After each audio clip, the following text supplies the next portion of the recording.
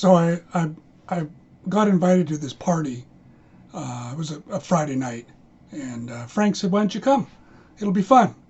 So I was a new teacher at the university, and I thought, it would be a good chance to get to know the other professors.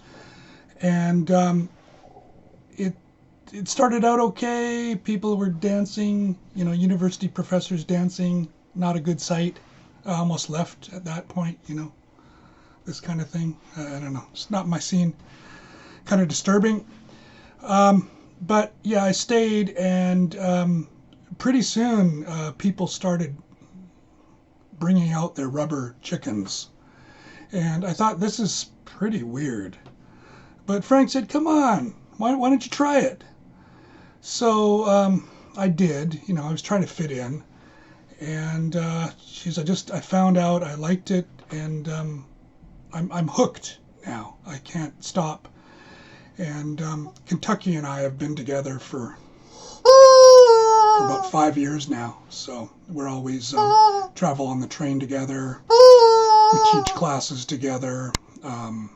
When I need students to stop an activity, he helps me with his big voice. My voice is kind of husky. And yeah, I don't really feel ashamed of it anymore. It's just one of those things. So.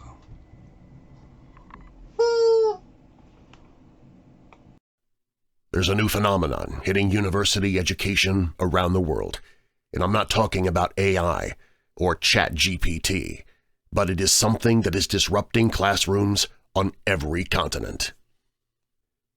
Health authorities estimate that in 2018, only 1% of university professors secretly owned a rubber chicken. After the COVID pandemic, that number has risen to 30% of all university professors. Further research has revealed that China is running out of rubber chickens. A black market for rubber chickens has arisen in North Korea. Kim Jong-un himself is rumored to be addicted, but any mention of this in the press gets censored. Some politicians have talked of starting safe houses in order to avoid some of the chicanery that can occur on the streets. But conservative politician Helen Manson cried, "Foul. There are no easy solutions to this growing threat. There is a worldwide shortage of university professors now, as many have fallen to the lifestyle." I just wanted to do one blow, how they squawk. And my girlfriend used to think they were funny. She'd laugh every time the chickens squawked. But then she got annoyed and left me. My boss never liked the chicken. I lost my job. The customers complained. It became an addiction, and now I'm in a support group. So I recommend staying away from the poultry.